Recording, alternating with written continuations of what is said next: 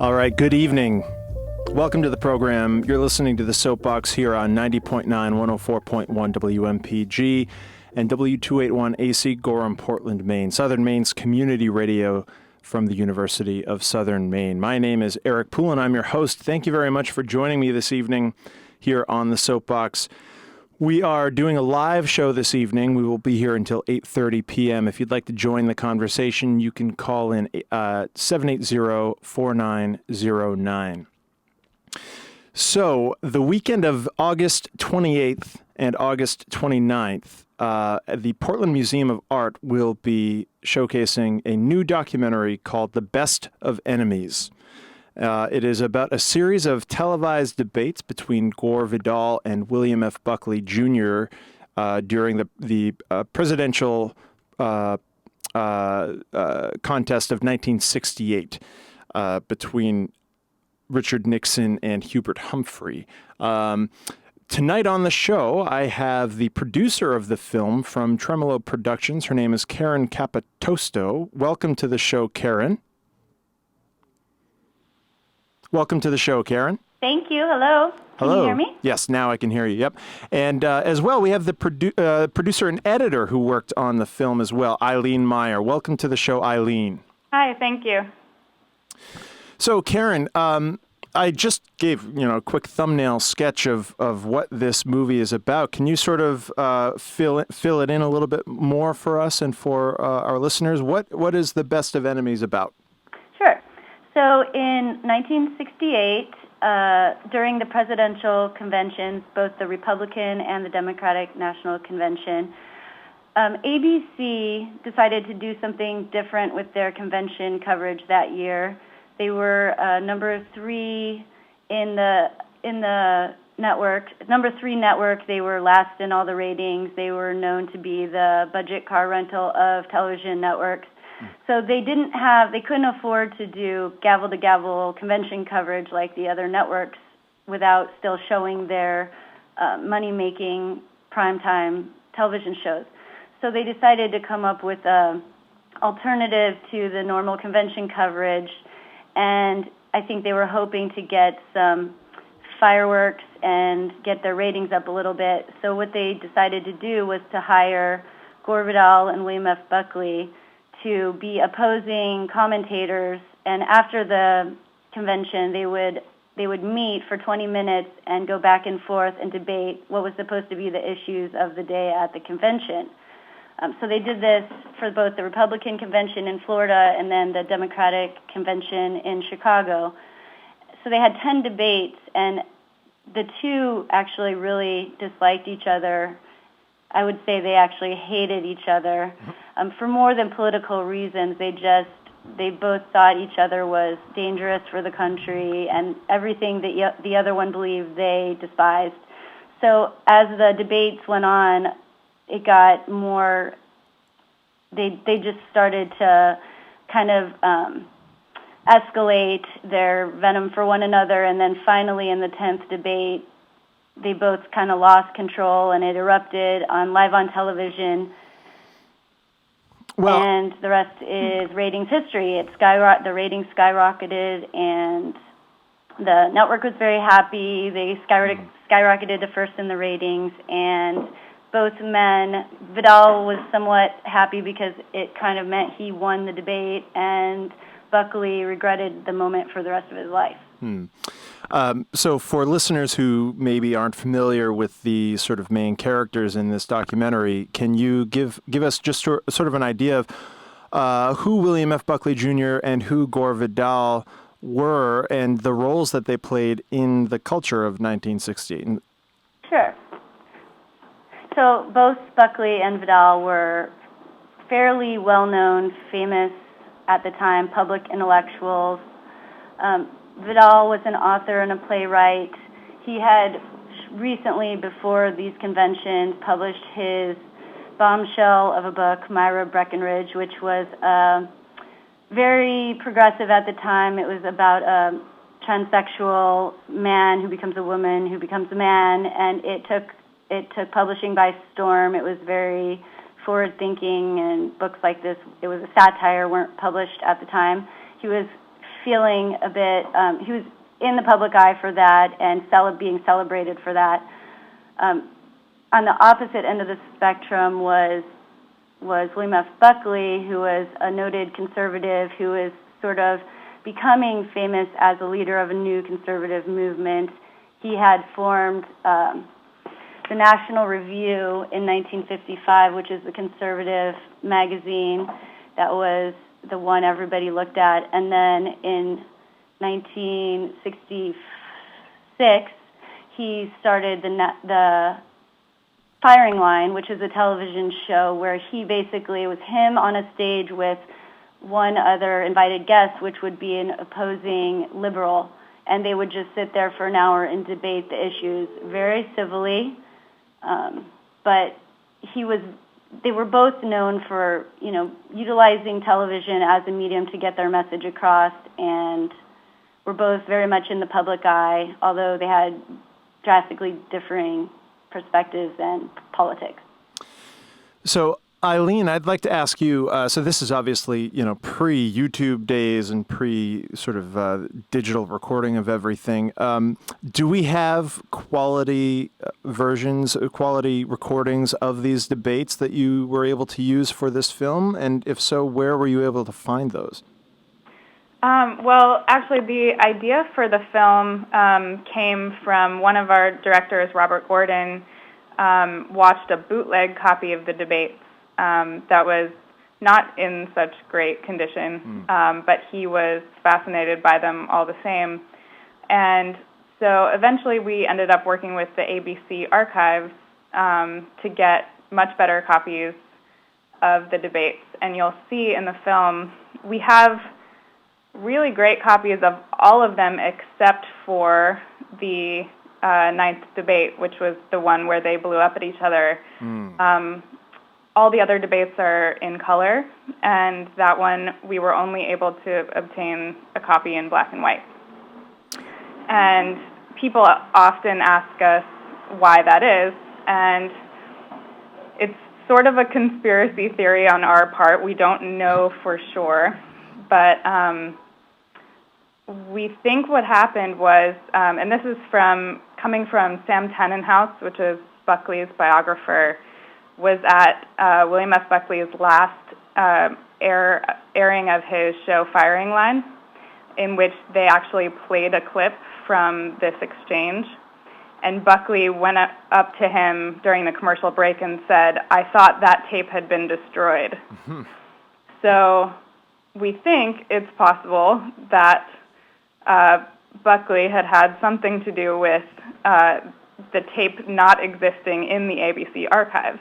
Where we were able to find it was an archive in Tennessee that has been recording every news broadcast since 1968.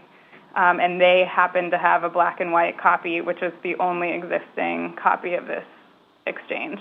And you can see it now all over the internet, all over YouTube, everywhere. But it was lost at one time and found.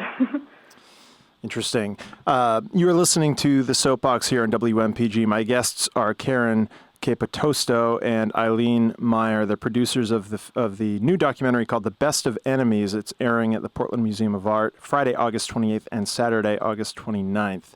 You can join the conversation by calling 780-4909. Caryn, I'll come back to you. So 1968 was an incredibly tumultuous year for America. That was the year that Robert Kennedy was assassinated, Martin Luther King Jr. was assassinated, there were race riots, the Vietnam War was escalating. Of course, the Democratic National Convention itself was the site of great turmoil. What, if any, influence did that play on these debates and the animosity that they represented? I think it definitely, it just fed their positions more, which were already so completely opposite. That when they stepped on stage and they started talking about the issues that were going on, it was almost impossible to differentiate between their own personal views of the events that were happening outside of the convention floor with, what they were talking about inside of the convention floor. So particularly in the Chicago convention, when they blew up at one another, the conversation basically went straight to what was happening on the streets outside. And while Vidal seemed to have a more clear understanding of what the people were going through on the street, he stood outside with them, and he was in a way trying to communicate their frustrations and anger to Buckley and to the world through the television. Buckley talked about standing up from a 14th floor window in the hotel above, looking down on the protesters, and it marked a very clear differentiation of where they were both coming from that illustrated exactly what the frustrations were outside. So it definitely had, you couldn't really separate what was going on outside to what was going on inside in their conversations. Eileen, I'm wondering if, and Caryn, you could probably respond to this as well, but maybe we can start with Eileen if she's comfortable. Going back to the question of why this film, why make this film, what was it that was unique or novel about these series of debates that make them worthy of their own documentary and relevant today? Well, I think if you watch the debates, they're immediately fascinating, and that comes down to just these two guys were amazing characters. They were brilliant.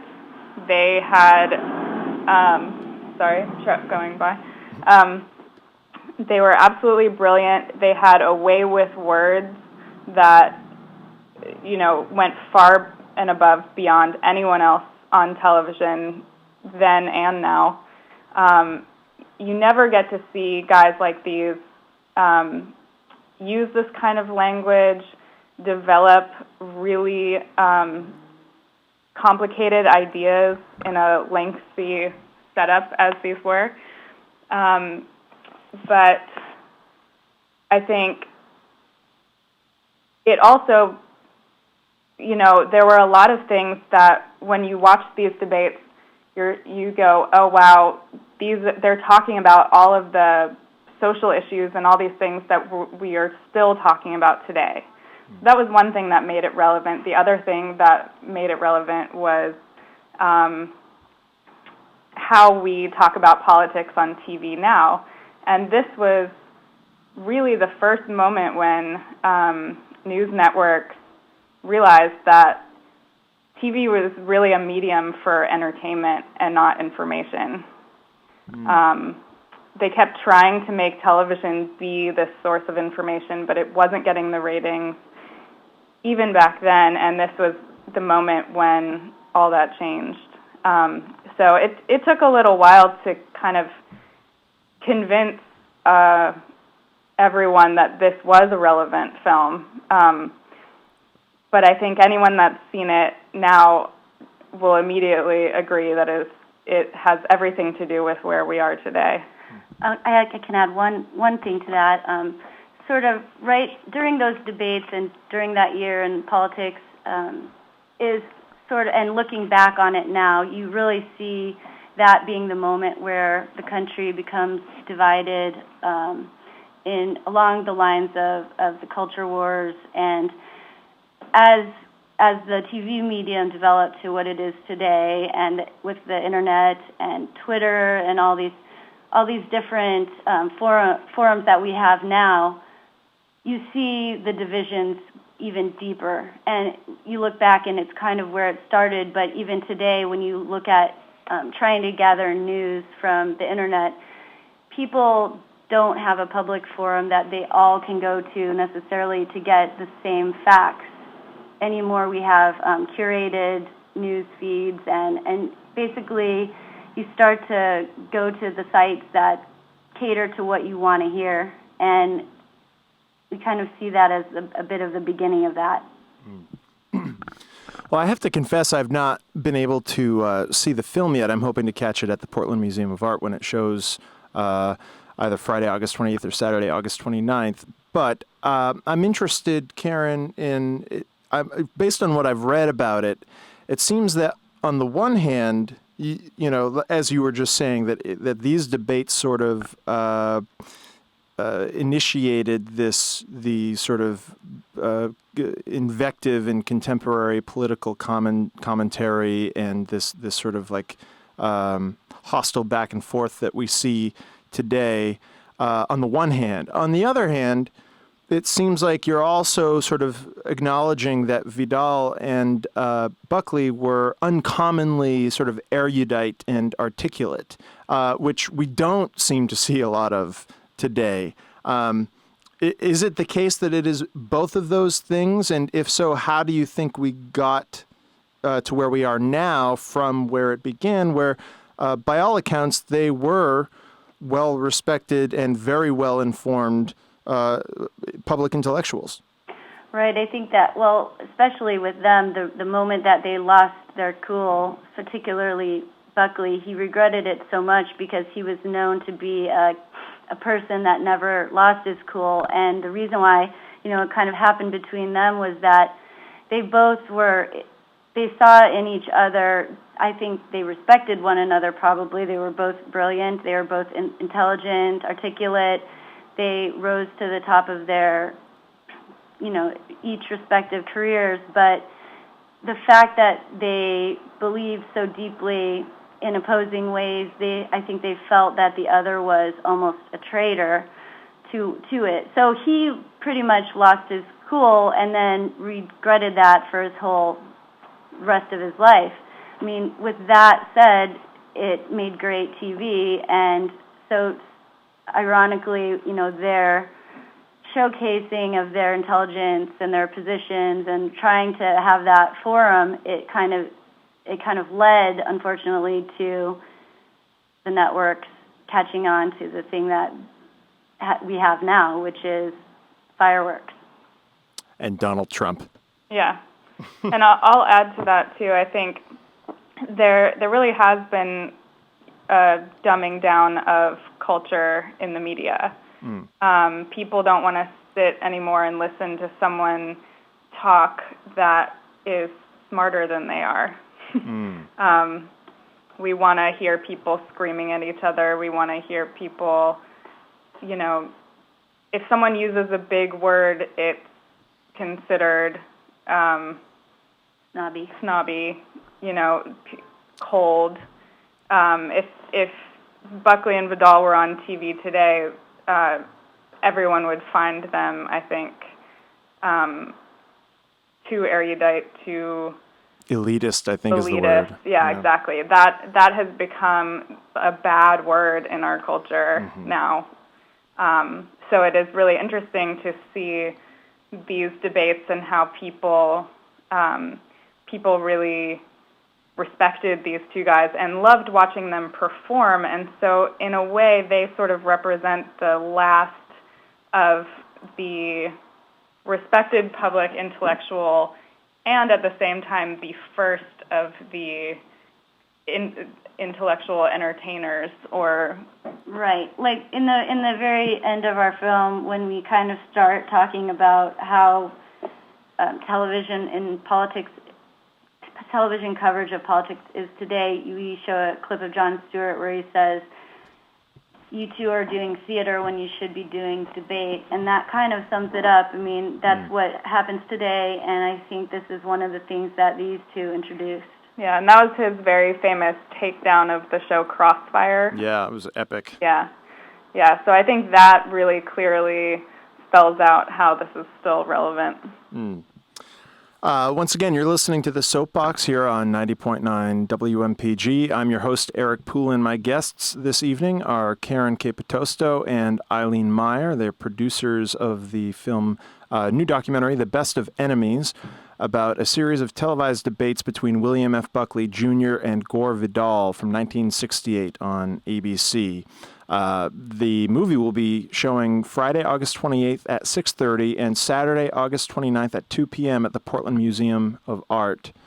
Caryn, so there's apparently a scene in the movie after I'm not sure which debate this was after, maybe the 9th, where there was the blow up. But apparently Gore Vidal went to Buckley and said something, actually this is a quote, it seems, well, I guess we gave them their money's worth tonight. So I'm curious, to what extent were they intellectuals in the sense of sort of true academics and political philosophers, and to what extent were they entertainers who knew and were intentionally putting on a show? I would say 100% for both, because they both had learned early on that the way to get their message out was to harness the power of television, which many public intellectuals at the time didn't do. They both appeared frequently on talk shows and game shows, and it was their way of connecting with that audience that the TV was now garnering, that before, public appearances might have, but you could never reach as many people as you could on television. And while they were both very serious writers and thinkers and with political ambitions, and, they were very well respected, both of them, they really knew far ahead of many other people that this was the future and that they better be able to harness that, or else their message was going to never get to the people. And this was also the biggest stage for either of them that they had at this point. A crazy large percentage of the country was actually watching these conventions, unlike today where no one really watches them. And so they realized that, and they also were getting a fairly large paycheck to be on TV to do these debates, which I think was partly a driver for them. But they also knew why the network had pitted them against each other. And if they were going to be successful, they had to kind of play into that and take each other down. So it really was both. They both wanted to. They had real ideas that they really wanted to get out there and change minds, and they knew this was a huge platform for that. But at the same time, they were both great entertainers and wanted to give the best show possible. For example, when ABC News first thought of this idea and they first approached Buckley to ask him if he would want to be the conservative political commentator, and they said, who would you want to debate? And the only thing he said was, I won't go on with a communist, and I won't go on with Gore Vidal. So instantly they knew that they had to hire Gore Vidal, and they did, and he agreed to go on against him.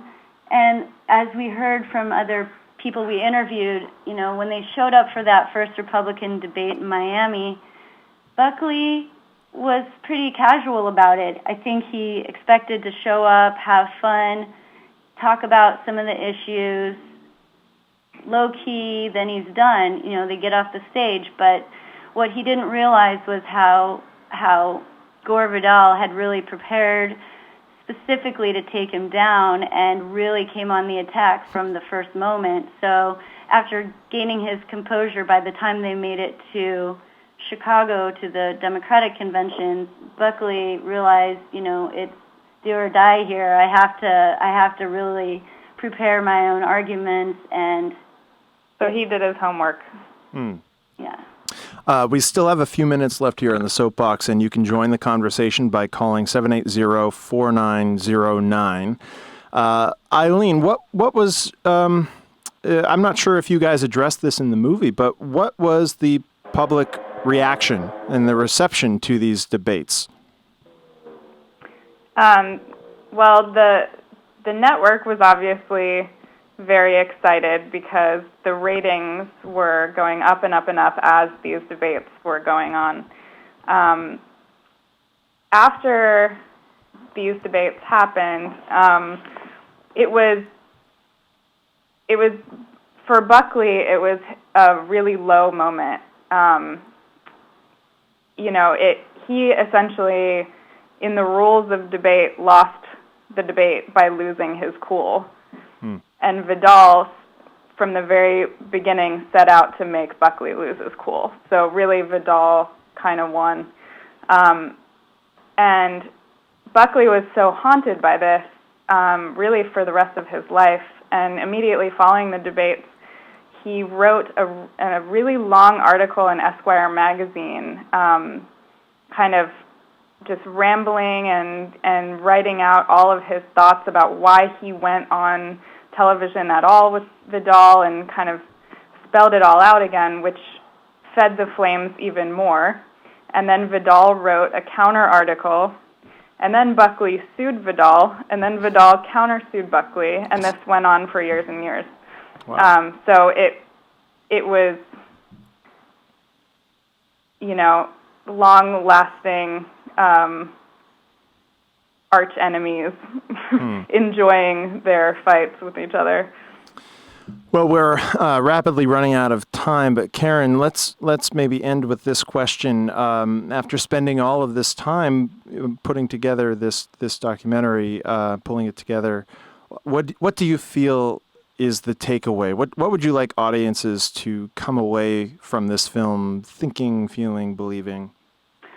Well, I think the main takeaway is just looking at how we talk as a culture and being able to be more open to listening to people who speak a viewpoint that you don't necessarily agree with, and actually having a intelligent conversation about it. I mean, from the very beginning, as filmmakers, you have these characters to make a film about, and I think we all had ideas of who we were more aligned with when we first started the film, Vidal or Buckley.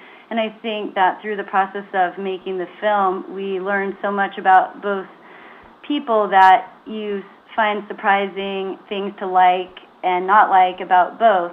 So I think just taking the message that, be willing to talk to people that have an opposing viewpoint, listen to what they say, and stop kind of the, what would you call it, when people are on, different.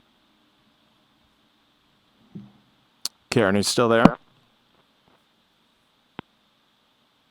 We may have lost our guests, but that's okay. It's the end of the program, and she was in the middle of making a great case for the movie. But you're listening to the Soapbox on WMPG. My name is Eric Poulin. I'm your host, and you just heard a conversation with Caryn Capotosto. She's the producer with Tremolo Productions of a new documentary called The Best of Enemies.